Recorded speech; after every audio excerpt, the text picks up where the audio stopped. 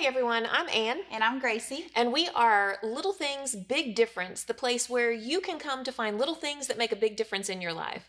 And today, Gracie, we are going to talk about something that has been plaguing our world, that has been causing all kinds of disconnect, that has been contributing to disunity. And this thing is a lack of listening. Gracie? Huh? What do you think about that? Sorry, I wasn't listening. Oh, okay. I gotcha. Yeah, I've definitely noticed a lack of listening in our culture today and in our world. And, you know, a lot of times what the issue is, you know, everybody wants to be heard. Like, I want you to hear what I'm saying, and I want this person to hear what I'm saying, but nobody wants to spend time hearing the other person. Yeah. And so if you think about it, that's just really a recipe for disaster. If everybody wants to be heard, but nobody wants to spend time hearing what another person has to say. So yeah, I've definitely noticed a lack of listening in our culture today. Yeah, I think at the core of this lack of listening is people's striving to be right. They want to be an expert. They want to know the most. They want to be proven that they have the answer, that they have the right solution. And you know who an expert is? A person that has stopped asking questions. And so none of us should strive to be an expert.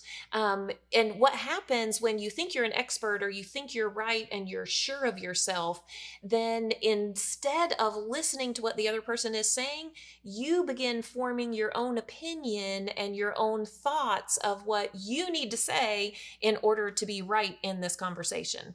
And so I think that that's kind of internally what's happening in a lot of us during this time of just not listening to each other. Yeah, and if you are wondering, am I a good listener?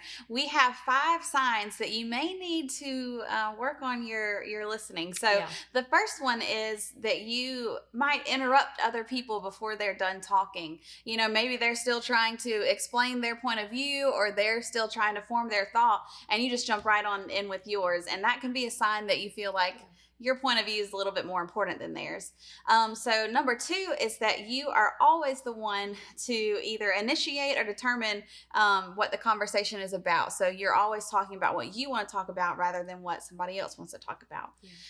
Example number 3 would be that you might never question, you know, for clarity on what someone else has to say. Maybe you're, you're just kind of smile and nod and not really listening to what they have to say. So you don't have any clarifying questions about anything, or you're not showing interest in what they have to say.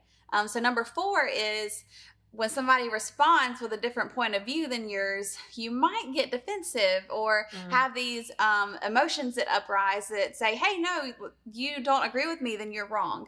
So that can be a sign that you might need to work on your listening. And the 5th tip is that when someone is talking to you, your mind might wander onto what you're going to have for lunch, what you're cooking for dinner.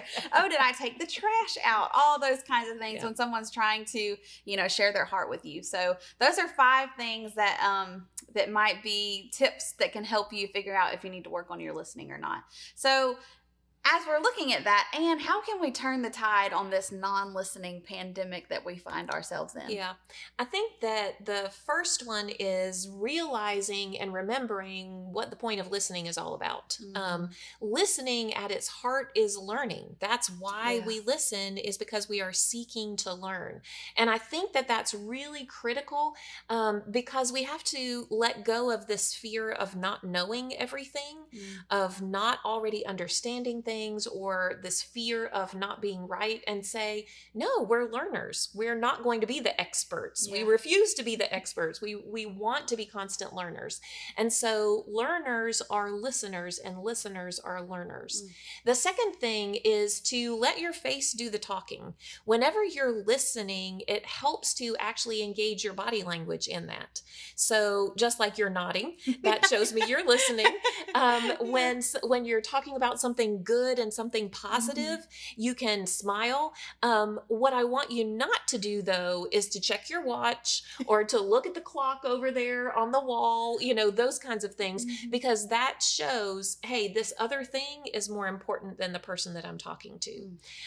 So we want to make sure that we engage our face in listening and engage our body in listening. Yeah. The other thing is ask questions, which you talked about earlier, that people who don't listen don't ask questions. Well, we want you to ask questions, and not just asking questions so you can prove the other person wrong or so you can get them to kind of talk themselves into a corner and then you can come in and get them at the end, but genuinely, curiously ask questions and say, hey, I haven't thought about this before.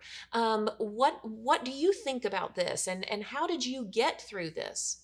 Then the fourth thing is to kind of put yourself in the other person's shoes.